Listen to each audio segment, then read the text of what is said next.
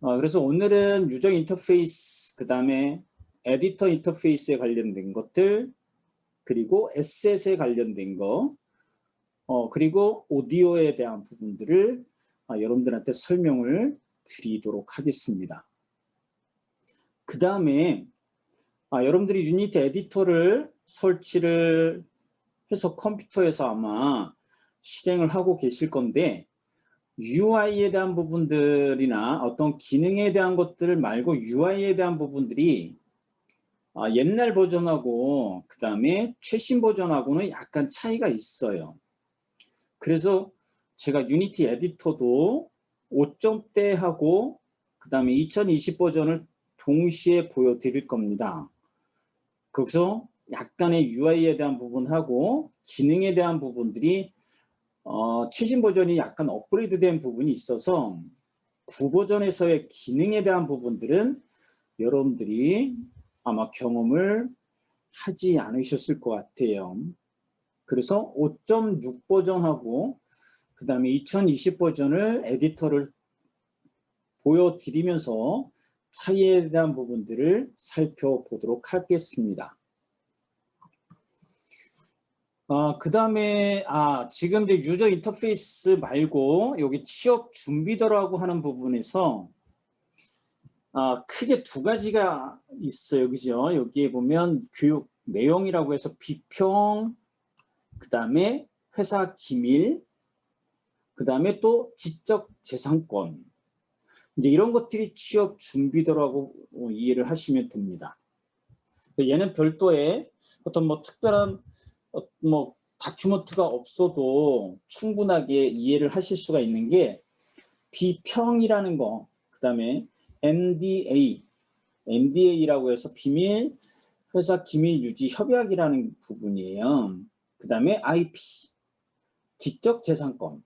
그러니까 여러분들이 어떤 프로젝트를 진행을 할 경우에 팀원들 간에 내가 지금 진행하는 프로젝트에 대한 부분들을 제3자한테 발설하지 않겠다라는 약속을 하게 되겠죠.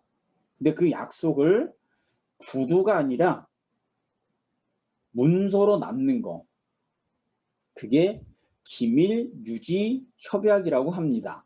그래서 영어로 약자가 Non-Disclosure Agreement라는 거에 NDA라는 약어를 씁니다. 그래서 NDA라는 것들은 어떤 프로젝트를 진행을 할 때 그 프로젝트의 내용을 제3자한테 발설하지 않겠다.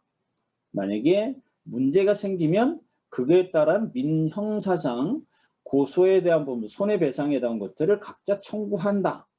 뭐 이런 것들을 협약하는 거가 NDA다라는 거를 기억을 하시면 됩니다.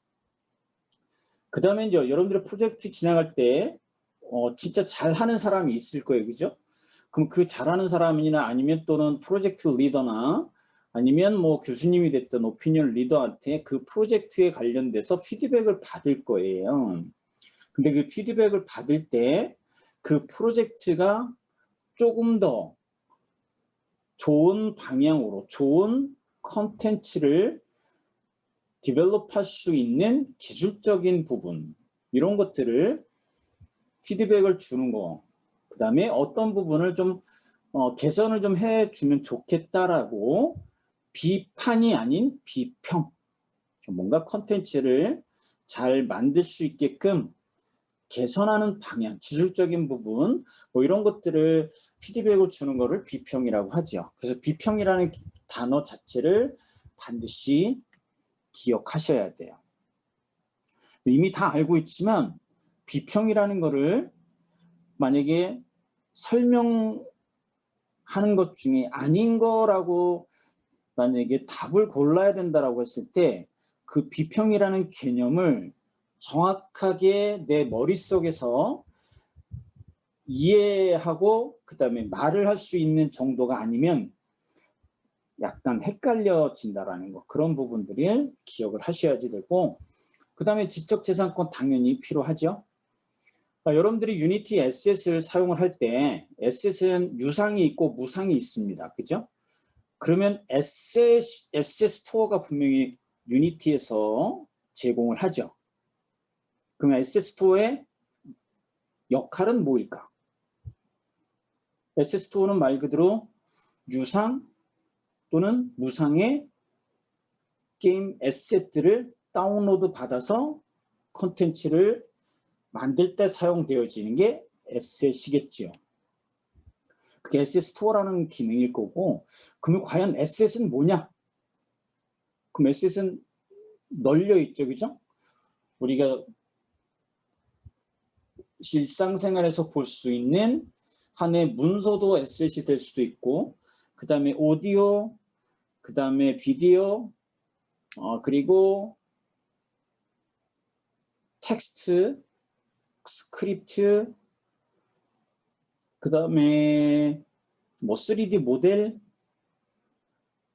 애니메이션 파일, 자 이런 것들이 다 에셋일 거예요. 그 다음에 이미지, 텍스처 파일들 또는 재질에 관련된 거, 자 실질적으로 그러한 부분들이 다 에셋일 거예요. 그 다음에 이제 모델 같은 경우는 유니티에서 권장하는 파일 포맷이 있죠. 그 파일 포맷이 FBX라는 파일 포맷을 갖습니다. 그럼 FBX 파일 포맷을 다른 CAD에서 그래픽 소프트웨어에서 FBX를 만들었을 경우에 그 FBX 안에 들어가는 데이터들이 과연 어떤 것들이 포함이 될 수 있을까? 그런 것들을 한번 반드시 살펴보셔야지 돼요. 네, 그런 것들을 오늘 3시간 동안에 한번 여러분들이 이미 알고 있는 부분도 있을 거고, 그 다음에 지나친 부분에 대한 것들은 한번 살펴보는 그런 시간을 갖도록 하겠습니다. 지금 여러분들 그 유니티 다 실행을 하고 계시겠죠, 그죠? 아마 한 번씩 클릭해 보셔야지 그 부분에 대한 것들을 이해를 그 다음에 복습을 하실 수가 있을 거예요. 그냥 눈으로 보게 되면 그 순간에는 이해를 할 수 있지만 또 여러분들이 다른 일도 하기 때문에 반드시 동작을, 오퍼레이션을 해보셔야지 기억을 오랫동안 기억을 할 수 있을 것 같아요. 그래서 꼭 실습을 해보셔야 돼요, 같이. 그래서 오늘 취업 준비도는 아까 설명한 것처럼 그런 기능이 있다는 것을 반드시 기억을 하시면 돼요. 그리고 유저 인터페이스하고 에디터 인터페이스, 사용자 인터페이스하고 그 다음에 에디터 인터페이스에 대한 부분들. 근데 에디터 인터페이스라는 거는 여러분들이 유니티를 실행을 했을 때 지금 제가 유니티 에디터를 하나를 지금 공유를 했는데 이게 5.6 버전이에요. 근데 5.6 버전이나 2016, 2017에 대한 부분들을 왜 설명을 드리냐 하면 유니티라는 회사에서 어떤 문제 데이터 뱅크를 만들었을 경우에 예전의 버전에서 문제 데이터를 만든 문제들도 있습니다. 그럴 경우에 5.6 버전의 UI에 대한 부분, 그 다음에 5.6의 어떤 가장 기본적인 기능에 대한 것들을 질문으로 나오는 경우가 있어서 그래서 굳이 유니티 5.6 버전을 제가 띄워놓고 설명을 잠깐 드리는 거예요. 그래서 지금 대체적으로 레이아웃은 똑같죠, 그죠? 레이아웃은 분명히 요 버튼 눌러주면 레이아웃이 있습니다, 그죠? 그러니까 지금 5.6 버전하고 2020 버전하고 유니티 에디터가 배경화면이 또 틀려진 부분이 있고요. 근데 배경화면에 대한 부분들을 어떻게 변경하느냐. 여러분들이 만약에 유니티 에디터의 배경화면을 변경하고 싶으면 어디로 들어가야 되는지 혹시 기억나세요? 에디트에 보면 프리퍼런스라는 거를 눌러봐야 되겠지, 그죠? 에디트에. 여기에도 5.6 버전에서도 에디트에 보면 프리퍼런스 프로젝트 세팅스 있고 여기 위에 중간쯤에 프리퍼런스라는 게 있습니다. 그죠? 준비. 여기에 보면 제너럴에 관련된 거, 그 다음에 엑스터널 툴즈가 있고요. 근데 엑스터널 툴즈 같은 경우는 우리가 IDE라는 거를 여러분들이 스크립트나 프로그램 쪽은 여러분들이 많이 배우셨으니까 유니티에서 엑스터널 툴즈 같은 경우 IDE를 첫 번째 우리가 설정을 하죠. 그래서 대부분 비주얼 스튜디오를 지금 씁니다. IDE로. 근데 만약에 여러분들이 9버전을 설치를 해서 2016이나 5.6 버전에서 프로젝트를 진행한다라고 했을 경우에 IDE는 비주얼 스튜디오 또는 모노 디벨롭이라는 것을 같이 썼어요. 근데 모노 디벨롭은 이제 더 이상 2019 이상 버전에서는 지원은 하지 않습니다. 그죠? 비주얼 스튜디오가 IDE로 사용을 하지만 5.6 버전에서는 모노 디벨롭이라는 것을 같이 쓴다. 그래서 엑스터널 툴즈에서 여기에서 설정을 해줘야 되겠지, 그죠? 그 부분하고 그 다음에 컬러스라는 거에 보면 여기에 씬의 백그라운드를 색상을 바꿔줄 수 있는 거는 요 프리퍼런스라는 이 커맨드를 통해서 이 창을 통해서 씬의 배경 그 다음에 뭐 엑시스에 관련된 것들 그리드의 색깔 이런 것들을 변경해 줄 수 있는 거가 프리퍼런스다. 그래서 반드시 이런 것들은 확인해 보셔야지 돼요. 그 다음에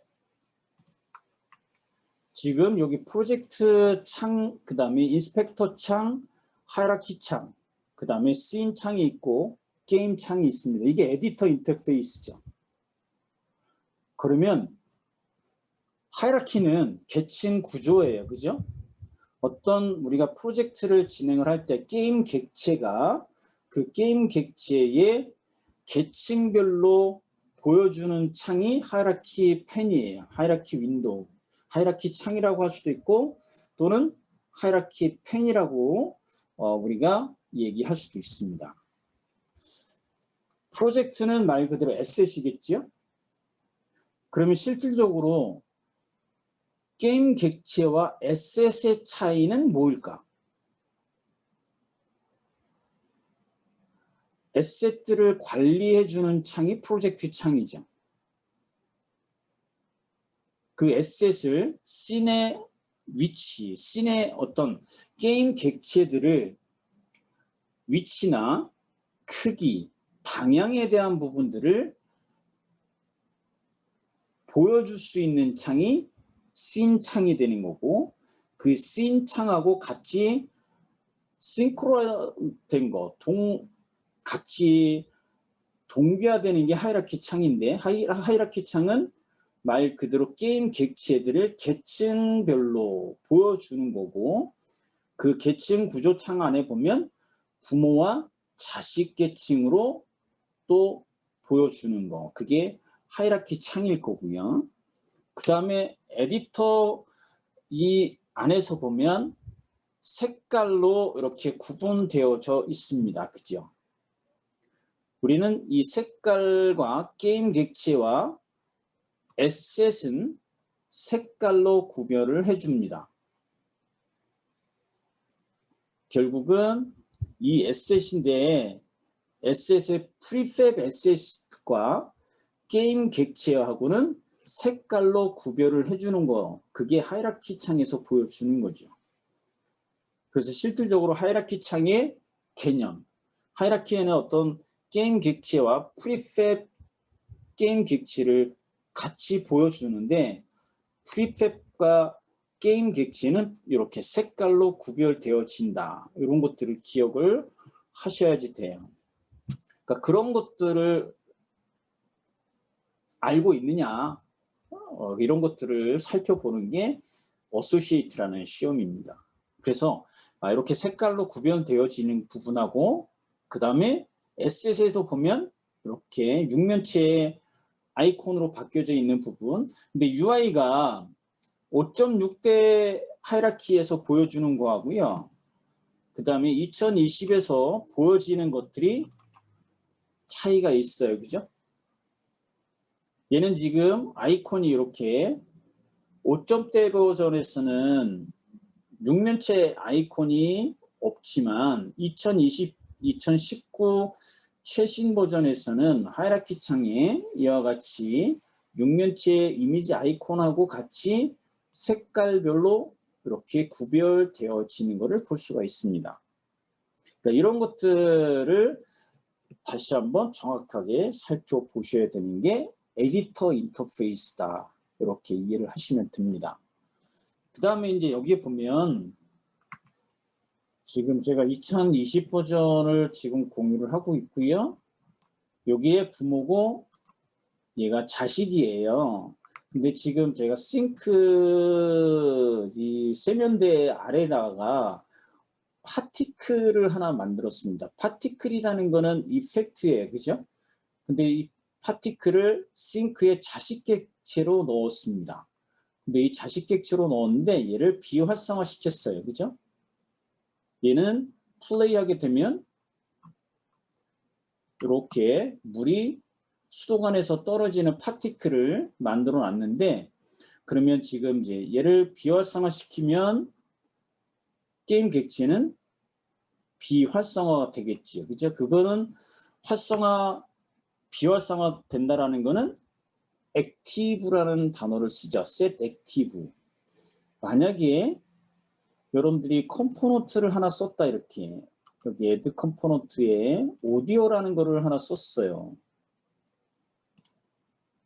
오디오 리스너라는 거를 썼는데 오디오 리스너에 보면 요 컴포넌트에 체크박스가 있습니다. 그죠? 그럼 얘를 체크해주고 체크 해제하고 하는 거는 용어가 뭐냐면 enable이죠. 컴포넌트를 껐다 켰다라는 거는 enable. 그 다음에 게임 객체를 활성화 비활성화 하는 거는 액티브 하느냐 인액티브 하느냐. 그래서 활성화 그때 우리는 set active라는 API를 갖다 쓸 거고 컴포넌트는 enable을 쓰겠죠. 그래서 컴포넌트를 켰다라고 하면 enable이라는 거를 쓸 거고 그 다음에 true 값을 주면 켜지는 거고 enable equal false 하게 되면 얘는 컴포넌트를 꺼주게 되겠죠. 그래서 실질적으로 이런 인스펙터 창은 이런 컴포넌트들을 게임 객체의 어떤 컴포넌트를 얘가 사용을 하고 있는지 그 다음에 게임을 플레이를 했을 경우에 그 게임 객체를 움직이거나 스케일을 크기를 변경했을 때 그 값에 대한 부분들을 트래킹 해주는 게 인스펙터 창이죠. 그죠? 인스펙터 창은 또는 여러분들의 스크립트에서 변수를 만들게 되면 변수를 선언하게 되면 파블릭이라는 광역 변수를 쓰게 되면 인스펙터 창에 표시가 되겠지요. 만약에 프라이빗이라는 변수를 선언하게 되면 인스펙터 창에는 표시가 안 되는 거죠.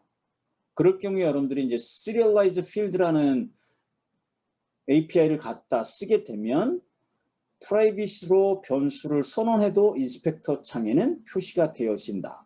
뭐 이런 것들은 여러분들이 스크립트를 배우셨으니까 그런 내용들은 기억을 하시면 됩니다. 그래서 인스펙터 창이 이런 게임 객체의 컴포넌트에 있는 속성 값들을 보여주는 거, 속성값을 보여주는 게 인스펙터 창이다. 그 다음에 게임을 실행했을 때 그 게임 객체의 속성 값이 어떻게 변화되는지, 어떤 값이 입력이 되어지는지 이런 것들을 추적하고 디버깅 해줄 수 있는 게 인스펙터 창이다. 이렇게 기억을 하시면 되겠지, 그죠? 그래서 게임 객체하고 에셋의 차이는 게임 객체는 분명히 트랜스폼이라는 컴포넌트를 갖고 있겠지요.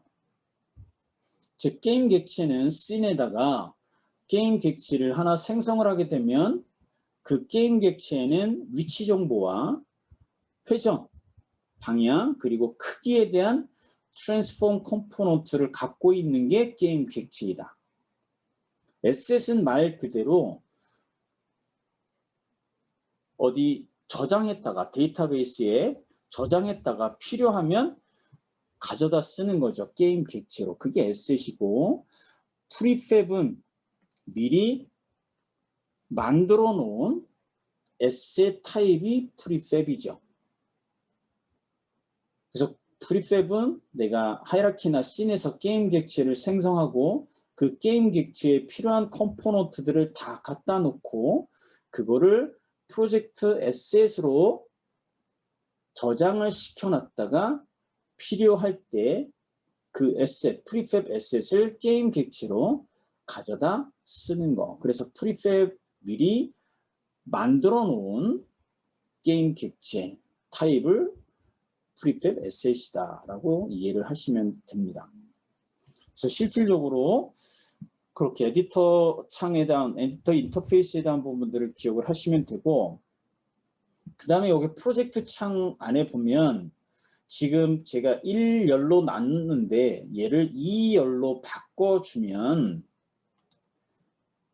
요 아래쪽에 보면 슬라이더 바가 있습니다. 그죠? 슬라이더 바를 내가 왼쪽, 오른쪽 움직이게 되면 폴더나 그 다음에 아이콘의 크기를 조절해 줄 수가 있는 거, 이게 프로젝트 창을 2열로 놨을 때 이 슬라이더가 보여집니다. 그래서 실질적으로 이 이미지 아이콘이 샵, 이게 말 그대로 스크립트고 얘는 머티리얼이 되겠지, 그죠? 얘는 프리팹이 됩니다. 이 프리팹은 오픈 프리팹 버튼을 눌러주면 그 안에 게임 객체가 보여지게 되죠. 그래서 실질적으로 프로젝트 창에 있는 에셋 이 폴더가 컴퓨터 하드디스크하고 실시간으로 동기화가 되죠. 그래서 에셋을 관리할 때 유니티 에디터에서 필요한 에셋들을 임포트 할 수도 있지만 임포트 뉴 에셋을 통해서 내가 뭐 오디오 파일이든 텍스처 파일이든 비디오 파일이든 이런 것들을 임포트 할 수도 있지만 컴퓨터 탐색기를 열어서 이 탐색기를 통해서 내가 필요한 에셋을 복사해서 사용을 할 수도 있다.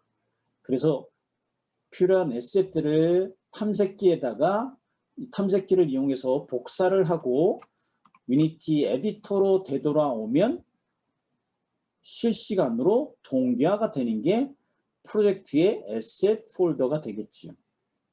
그래서 실질적으로 이 슬라이더 바에 대한 부분은 이제 요거를 분명히 여러분들이 에디터 인터페이스에서 폴더나 아이콘에 대한 크기를 조절해 줄 때 어디를 동작을 해줘야지 되느냐, 이런 것들을 기억을 하시면 됩니다. 별거 아니니까 반드시 기억을 하시면 되고, 그 다음에 이제 얘는 이 이미지가 뜻하는 게 뭐일까요? 이거 오디오 파일이죠.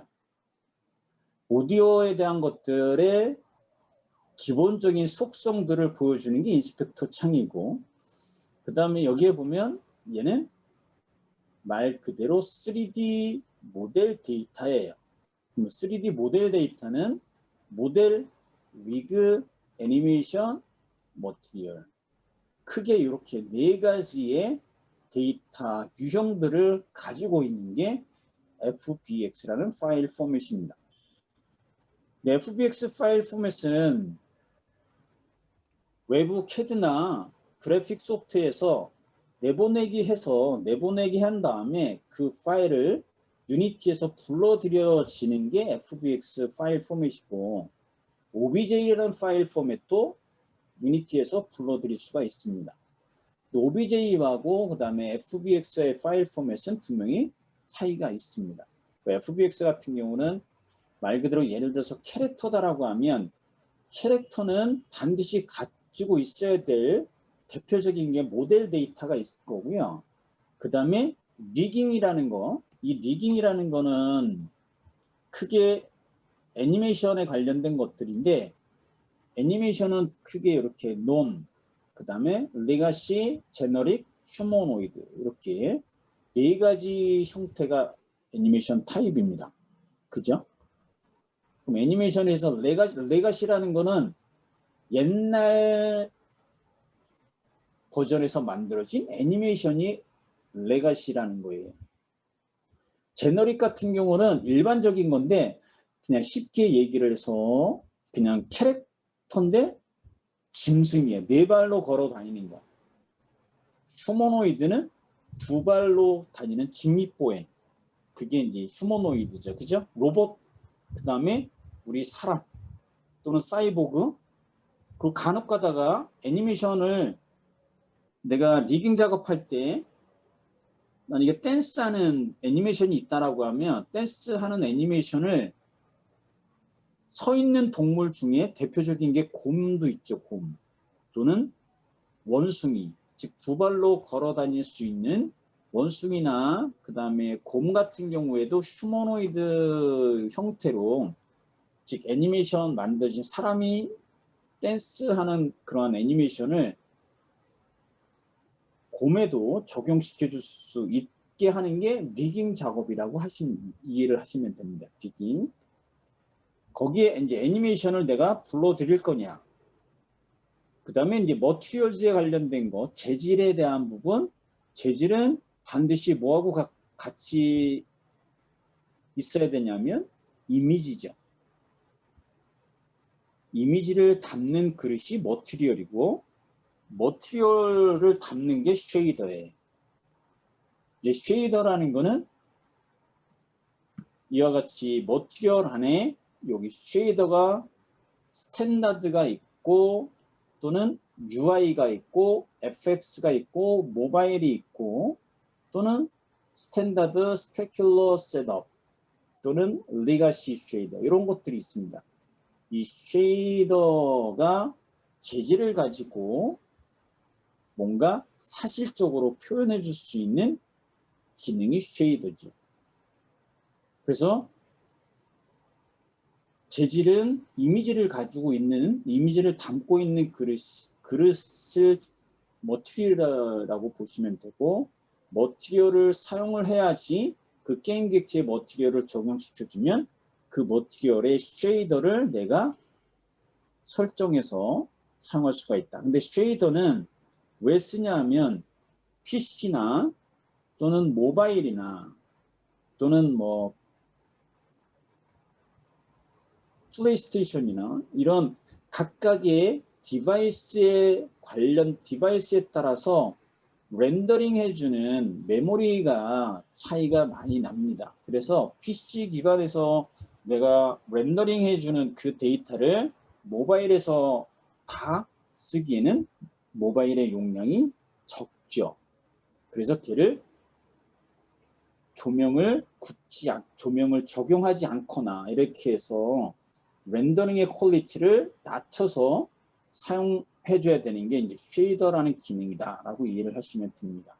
그래서 그 정도까지만 이해를 하시면 돼요. 쉐이더는 그 이상은 얘는 아티스트 쪽으로 여러분들이 공부를 하셨을 때는 많이 차지하는 게 이 쉐이더 쪽이다. 네, 지금 가장 기본적인 거는 머티리얼을 만드는 방법, 그 다음에 머티리얼 안에 있는 거, 그리고 여기서 보면 렌더링 모드가 오파크가 있고 컷아웃이 있고 페이드가 있고 트랜스퍼런트가 있어요. 이 네 가지의 렌더링 모드가 뭔지를 쉐이더에서 물어봅니다. 오파크는 말 그대로 그냥 금속성, 딱딱한 물체를 표현할 때 오파크예요. 컷아웃은 보였다, 안 보였다 하는 겁니다. 근데 이 컷아웃과 예를 들어서 페이드, 트랜스퍼런트 이 세 가지 모드는 알파 값을 가지고 조절해 주는 거예요. 이게 컷아웃이에요. 그러니까 보였다, 안 보였다. 컷아웃이라는 이 렌더링 모드는, 또는 예를 들어서 페이드는 알파 값을 가지고 조절해 주는 건데 서서히 사라지고 서서히 나타나게 하는 거. 그러면 예를 들어서 여러분들이 게임에서 페이드 효과를 낼 수 있는 게 과연 뭐일까요? 팝업 창. 우리가 게임할 때 어떤 적군이나 아니면 내가 플레이어의 무기에 대한 것, 이런, 아니면 뭐 에너지에 관련된 것들을 팝업 창을 통해서 정보를 보여줬다가 서서히 사라지게 하는 그런 효과를 내가 만들겠다라고 하면 그때 페이드라는 거를 쓰는 거죠. 그럼 만약에 컷아웃은 뭐다? 컷아웃 같은 경우는 보였다 안 보였다 하는 거거든요. 알파 값을 가지고. 대표적인 거는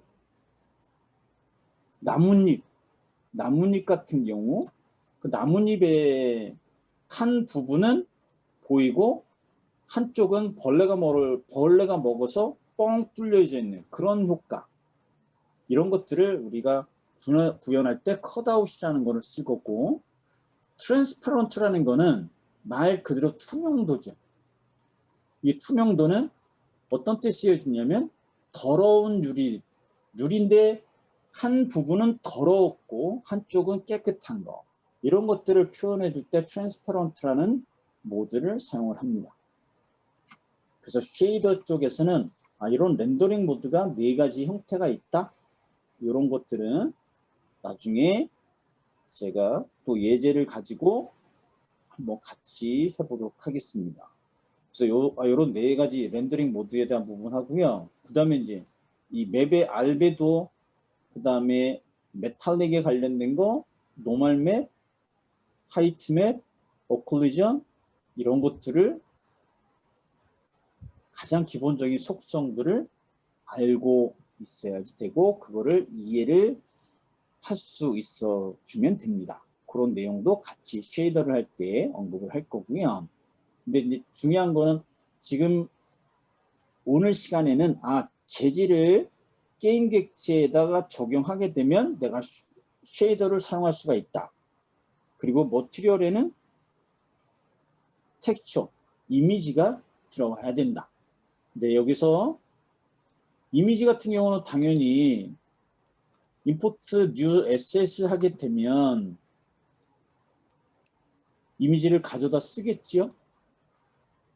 이미지를 가져왔을 때 얘가 분명히 에셋이죠. 에셋을 선택을 하게 되면 중요한 거는 인스펙터 창에 그 이미지의 속성에 대한 것들을 다 보여주게 되는데, 거기서 가장 기본적인 거는 요 텍스처 타입이죠. 텍스처 타입이 디폴트가 있고 노멀 맵이 있고 그 다음에 스프라이트가 있습니다. 그래서 가장 기본적인 거는 우리가 2D 게임을 만든다라고 하면 2D 게임에서는 스프라이트라는 거를 써요. 그래서 이미지를 불러들였을 때 그 이미지 에셋을 텍스처 타입은 스프라이트로 텍스처 타입을 설정해 줘야지 되는 거고, 스프라이트 설정한 다음에 보면 스프라이트 모드가 싱글 또는 멀티플, 이 2가지 형태가 있습니다. 이 2가지에 따라서 스프라이트 에디터라는 버튼을 눌러주면 스프라이트를 내가 잘라서 쓸 수가 있는 거예요. 근데 이 스프라이트가 2D 게임에서 왜 중요하냐면, 우리가 만약에 2D 게임에서 움직이는 애니메이션을 만든다라고 하면 대표적인 거는, 예를 들어서 말 달리는 애니메이션을 내가 만들겠다라고 하면 말이 걸어가는 스틸컷이, 사진이 몇 개가 필요하죠. 그러면 그 사진을 한 장에다가 저장을 할 수가 있는데, 그 한 장에 저장된 이미지를 잘라서 쓸 때 스프라이트 에디터라는 거를 이용을 합니다. 근데 이 스프라이트 에디터는 내가 패키지 매니저에서 인스톨을 해줘야지 돼요. 그러면 여기는 지금 얘는 스프라이트 에디터 모듈이 설치가 안 돼 있거든요. 그럼 어플라이 버튼을 눌러주면 이 스프라이트 에디터를 어디서 윈도우즈의 여기 패키지 매니저에서 찾아서 설치를 해줘야지 됩니다. 이 패키지 매니저에 보면 인 프로젝트가 있고 유니티 레지스트리가 있죠. 유니티 레지스트리 안에 여기에서 설치를 해줘야지 돼요. 근데 실질적으로 그냥 스프라이트 에디터라는 거는 여러분들이 이미지 에셋을 불러왔을 때 그 이미지 에셋의 텍스처 타입을 디폴트가 아니라 스프라이트로 설정을 해줬을 때 스프라이트 에디터 버튼이 활성화됩니다. 그래서 스프라이트를 이용을 하게 되면 이미지들을 여러 개를 쪼개서 사용할 수가 있습니다. 그래서 그 스프라이트에 대한 것들도 좀 이따가 제가 공유를 해드릴 테니까 그거 가지고 한번 같이 해보도록 하겠습니다. 그래서 텍스처를 에셋을 불러드렸을 경우에 텍스처 타입을 설정해준다. 거기에 노멀 맵을 설정할 수도 있고 스프라이트로 설정해 줄 수 있다. 이게 가장 기본적인 사항이다. 그렇게 이해를 하시면 됩니다. 그래서 지금 에셋을 선택을 했을 때 마우스 오른쪽 버튼 눌러주면 임포트 뉴 에셋이라고 나올 거고요. 그 다음에 크리에이트 하게 되면 실제 프로젝트에서 마우스 오른쪽 버튼 눌러주고 크리에이트 하게 되면 얘는 다 이게 에셋이죠. 그리고 여기에 C# 스크립트가 되어 있을 거고요. 근데 만약에 제 5점대 버전으로 화면을 지금 다시 공유를 하고 프로젝트 창에 가서 내가 마우스 오른쪽 버튼 눌러주고 크리에이트 하게 되면 5점대 그 다음에 2016 이 버전 옛날 9버전에서는 스크립트를 C# 또는 자바스크립트라는 것을 이용을 해서 스크립트를 만들어 줄 수가 있습니다. 근데 우리가 자바스크립트를 유니티에서는 자바스크립트를 유니티화 시켜서 사용한다고 해서 유니스크립트라고 합니다. 그러니까 자바스크립트를 그냥 유니티에서 가져다 유니티화 시킨 거예요. 그래서 이름을 그냥 유니스크립트라고 이해를 하면 됩니다. 옛날 버전에서는 스크립트를 만들 때 C# 또는 유니스크립트를 이용을 해서 스크립트를 만들어 줄 수가 있다. 근데 최신 버전에서는 더 이상 유니스크립트는 지원하지 않습니다. 대부분 최신 버전에서는 C# 가지고 스크립트를 만들어 준다. 그래서 실질적으로 프로젝트의 크리에이트에 가게 되면 이게 다 에셋이죠. 하이라키에서 오른쪽 버튼 눌러주고 얘는 게임 객체에 해당되어지는 거다. 자, 그래서 우리가 스크립트도 컴포넌트죠. 컴포넌트이면서 에셋이에요. 그래서 스크립트를 만들 때 내가 마우스 오른쪽 버튼 눌러서 C# 스크립트 이렇게 만드는 게 첫 번째 방법이고, 그 다음에는 컴포넌트, 그 다음에 여기에 스크립트, 여기서 이렇게 만드는 겁니다. 그죠? 그래서 실질적으로 게임 오브젝트는 말 그대로 게임 객체에 대한 부분이고, 컴포넌트에 대한 부분들, 이 컴포넌트는 이 컴포넌트 매뉴얼을 통해서 만드는 거고, 그래서 실질적으로 프로젝트 창에서 마우스 오른쪽 버튼 눌러줄 경우에 크리에이트 하게 되면 얘는 다 에셋이다. 이게 다 에셋이다라는 거. 그 다음에 임포트 뉴 에셋. 그 다음에 유니티 패키지는 커스텀 패키지. 2D 카메라 캐릭터. 이것들은 다 어디에 있는 거냐면 스탠다드 에셋에 있는 거예요. 그러니까 옛날 버전에서는 유니티에서 적용되어지는 스탠다드 에셋을 그냥 가져다 쓸 수가 있습니다. 근데 지금 최신 버전에서는 카메라, 캐릭터, 크로스, 플랫폼 이런 것들은 이렇게 모듈별로 유니티 패키지로 제공하지 않고 그냥 스탠다드 에셋을 임포트해서 가져다 써야 되겠죠. 그래서 이것들이 차이가 있습니다. 그 다음에 엑스포트 패키지는 말 그대로 유니티 패키지를 내보내기 할 때 사용되어지는다. 그렇게 기억을 하시면 되고요. 지금 레이아웃에 보면 2x3, 그 다음에 디폴트, 그 다음에 세이브 레이아웃. 우리가 이 프로젝트는 탭을 내가 마우스로 움직이면 내가 원하는 위치에 독립적으로 창을 이렇게 놓을 수도 있죠. 그리고 이 탭을 하이라키 옆으로 갖다 놓는 거를 우리는 다킹이라고 합니다. 그죠? 다킹한다. 독립적으로 누르면 창을 탭을 이동을 해서 바로 창 옆에다가 넣어주든지 또는 옆에다가 다킹 시켜주든지 독립적으로 탭을 눌러서 이동시켜주는 거, 이런 거를 우리는 다킹이라는 용어를 쓴다. 요거를 기억하셔야 돼요. 그래서 이런 것들을 내가 하이라키하고 창 구조에 대한 부분들을 만들어 놓고 이 레이아웃을 저장한다라고 했을 때 레이아웃 버튼 눌러서 얘를 세이브 레이아웃 명령어 클릭하고 이름 준 다음에 세이브 버튼을 눌러주면 레이아웃이 저장이 되겠지요.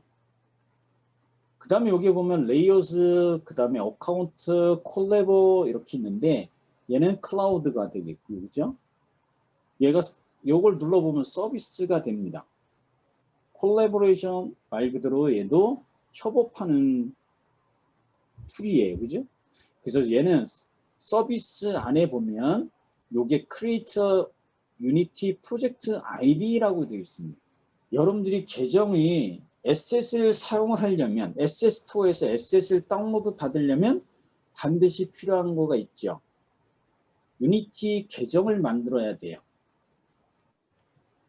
그러니까 유니티 계정을 만들어야 되는데 그러면 유니티 계정하고 이 서비스에 있는 유니티 프로젝트 아이디하고는 틀립니다. 그러니까 유니티에는 서비스가 대표적인 게 협업, 클라우드, 그 다음에 as 광고하는 거, 그 다음에 어널리틱스에서 분석하는 거, 이런 여러 가지 서비스들이 있어요. 그럼 이 서비스를 이용하는 궁극적인 목적은 수익의 창출이에요. 그런 유니티의 서비스를 이용을 할 때에는 유니티 프로젝트 아이디라는 것을 반드시 생성해 줘야지 돼요. 그래서 서비스를 이용할 때는 유니티 프로젝트 아이디가 있어야지 된다. 윈도우에 가보면 여기 서비스 눌러보면 컨트롤 O 눌러주면 지금처럼 이렇게 나옵니다. 그죠? 그래서 유니티 프로젝트 아이디가 서비스가 있다. 그 서비스에는 뭐 광고도 있고 분석해 주는 것도 있고 클라우드도 있고 여러 가지 서비스 모듈이 있는데 그 서비스 모듈은 또 시간 내서 목요일 정도에 다시 한번 설명을 드리도록 하겠습니다. 왜냐면 얘는 좀 지루한 부분이 있어서 그래서 서비스가 유니티 프로젝트 아이디하고 같이 연동되어진다. 그것만 오늘은 기억을 하시면 됩니다. 그래서 인스펙터 서비스 더 이상 필요 없으면 요 오른쪽에 있는 컨텍스트 메뉴 아이콘 눌러서 클로즈 탭 하게 되면 그죠? 없어지고 여기에 보면 할 때 켜놓은 거야. 요 자물쇠 모양이 있죠? 이게 락킹 거는 거죠? 얘가 왜 어떤 때 쓸까요? 요 락킹은 예를 들어서 인스펙터 창에 내가 탑다운의 인스펙터를 더워? 난 추워. 락을 걸으면 어떻게 돼요? 다른 게임 객체를 선택을 하더라도 그 게임 객체에 내가 락킹 건 게임 객체의 속성들만 보여줄 때 이 락킹을 씁니다. 즉 게임 객체의 디버깅 할 때 쓰여지는 게 락킹이에요. 인스펙터 창을 아예 잠가버리는 거죠. 왜냐면 우리가 게임 객체를 만들어 놓고 그 게임 객체를 이동을 할 때 이 게임 객체의 속성 값이 어떤 값들이 변화되고 내가 원하는 가장 최적의 속성 값을 찾아낼 때, 그럴 때 이 인스펙터를 잠가버리는 겁니다.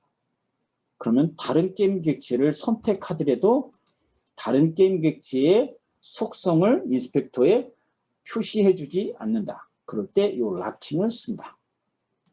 그 다음에 해제하는 거는 그냥 락을 풀어주시면 됩니다. 그 다음에 여기 보면 우리가 UI에서 하이라키에 보면 5.6 버전에서는 내가 씬을 하나 새로 만들면 얘도 씬도 하이라키 창이 아니라 프로젝트 창에서 씬을 만들어야 되죠. 왜? 씬도 에셋이에요. create scene. 그럼 new scene에서 F2 new scene을 하나 만들어 놓고 메인 카메라 디렉셔널 라이트, 이 메인 카메라와 디렉셔널 라이트는 가장 기본적으로 게임 객체로 만들어져 있습니다. 근데 이 메인 카메라를 클릭해서 보면 첫 번째 기억하셔야 될 게 여기죠. 오디오 리스너. 카메라에 리스너가 있기 때문에 소리가 들리는 거죠. 소리를 내가 들으려면 필요한 객체가 뭐일까요? 오디오에 오디오 소스라는 게임 객체가 만약에 생성을 하게 되면 오디오 소스라는 게임 객체에는 오디오 소스라는 컴포넌트가 들어가 있어야지만 오디오를 재생해 줄 수가 있는데 오디오 클립을 가지고 재생하는 거죠. 그럼 얘는 오디오 파일이 존재하면 됩니다. 그 다음에 여기 아웃풋은 믹서예요. 오디오 믹서.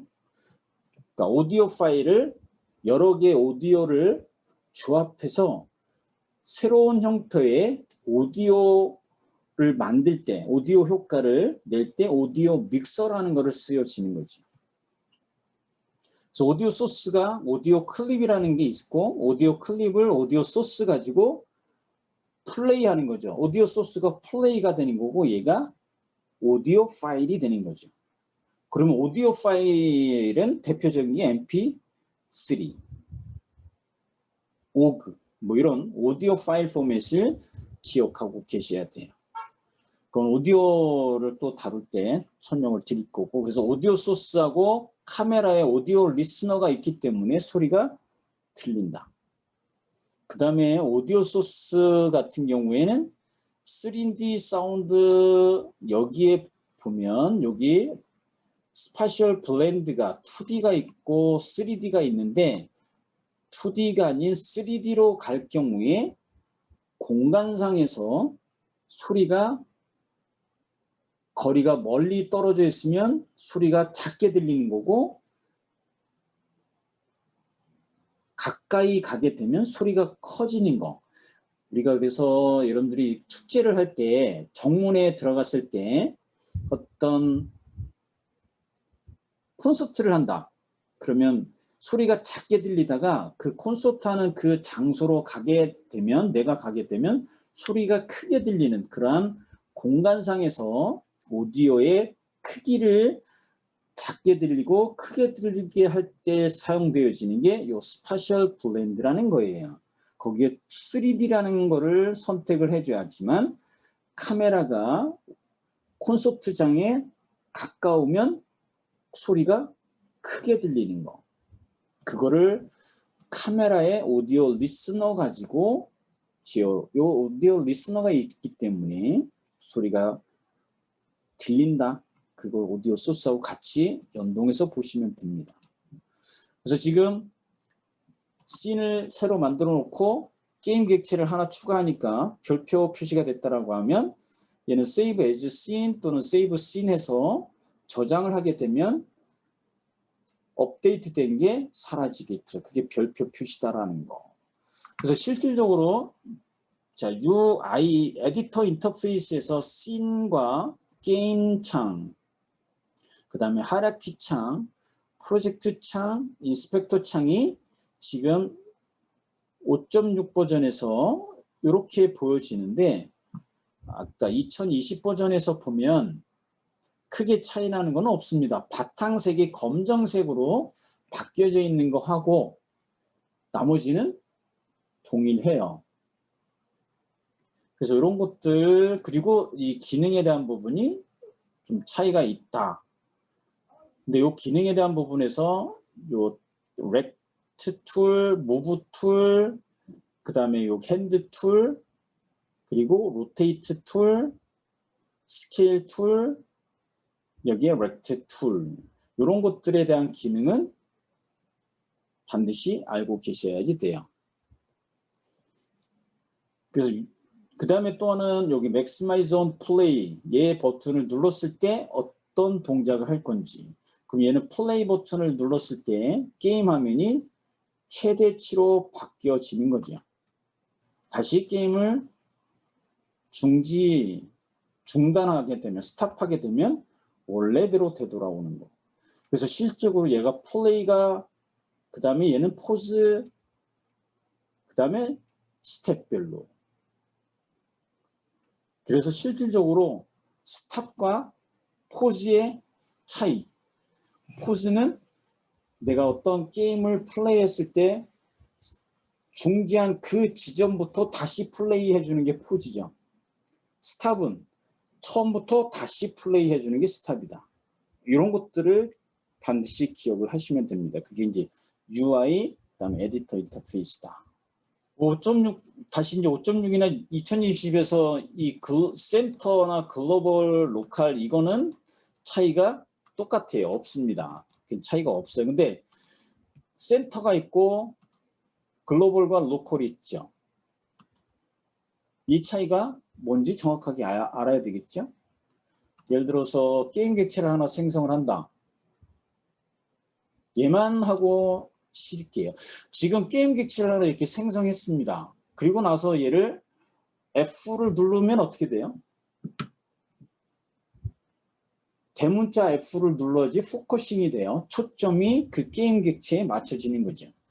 그 얘기는 제가 C화면에서 안 보이게 패닝을 한 다음에 큐브를 더블 클릭하면 초점이 맞춰지겠죠. 그럼 이 상태에서 이 트랜스폼 컴포넌트의 기어 아이콘을 클릭을 하게 되면 이 메뉴가 나오는데 얘를 우리는 컨텍스트 커맨드라고 합니다. 컨텍스트 메뉴 명령어예요. 그래서 리셋은 초기화시키는 거죠. 리셋 하게 되면 초기화. 즉 초기화는 0, 0, 0. 얘가 다 000이고 스케일 값이 111로 되어지는 거. 다시 더블 클릭하면 포커스가 되는 거고 또는 대문자 F. 얘를 로테이션 시켜주면 회전되죠? 이 상태에서 글로벌과 로컬. 글로벌은 어떤 게임 객체가 크기나 방향이 바뀌어지기 전 좌표계를 갖고 있는 게 글로벌 좌표계예요. 근데 얘를 로컬로 바꾼다라는 거는 그 게임 객체가 회전을 했을 경우에 그 회전된 좌표계, 그 게임 객체의 좌표계, 회전된 좌표계를 내가 기즈모를 보이겠다라고 했을 경우에 이 로컬이라는 버튼을 눌러주면 됩니다. 글로벌, 로컬. 얘는 우리가 셀프, 로컬 좌표계를 기준으로 회전할 거냐 또는 글로벌 좌표계로 회전할 거냐 또는 로컬 좌표계로 내가 힘을 줄 거냐 또는 토크를 줄 거냐 글로벌 좌표계로 토크를 줄 거냐 힘을 줄 거냐 회전을 줄 거냐 이건 다 차이가 있어요. 그죠? 좌표계를 어떤 거를 기준으로 회전을 하느냐에 따라서 다른 결과가 나오는 거죠. 그럴 때 얘를 사용한다. 센터는 피봇과 센터는 얘는 지금 동일합니다. 즉 피벗은 게임 객체에서 피벗과 센터는 동일해요. 얘는 어떤 때 쓰이냐면 3D 객체, 3D FBX라는 파일 포맷을 모델을 불러들였을 경우에 그 CAD나 그래픽 소프트웨어에서 그 모델링 데이터를 어디를 기준으로 모델링을 했는지 그 기준점 내가 찾을 때 피벗이라는 걸 쓰는 거예요. 근데 유니티로 들어오면 얘는 무조건 센터점, 그 게임 객체의 중심점으로 들어오게 됩니다. 그게 센터예요. 근데 다른 게임 객체에서, 다른 CAD나 그래픽 소프트에서 모델 데이터가 만들어졌을 때 그 모델 데이터의 기준점을 내가 찾겠다라고 했을 때 그때 피벗이라는 것을 쓴다. 그렇게 이해를 하시면 됩니다. 얘는 얘하고도 똑같아요. UI를 만들었을 때도 UI 만들고 2D 토글 키를 해서 보면 얘가 피벗이죠. 가운데 있는 게 얘가 렉트가 되는 거고. 피벗은 언제든지 바꿔줄 수 있죠. 그죠? 얘가 피벗이 되는 겁니다. 얘가 말 그대로 렉트 툴이죠. 모서리점, 이 모서리점을 내가 마우스로 드래그 하게 되면 크기, 위치 다 바꿔줄 수 있는 거. 이럴 때 얘가 피벗이다. 이런 것들 이렇게 기억을 해 주시면 됩니다.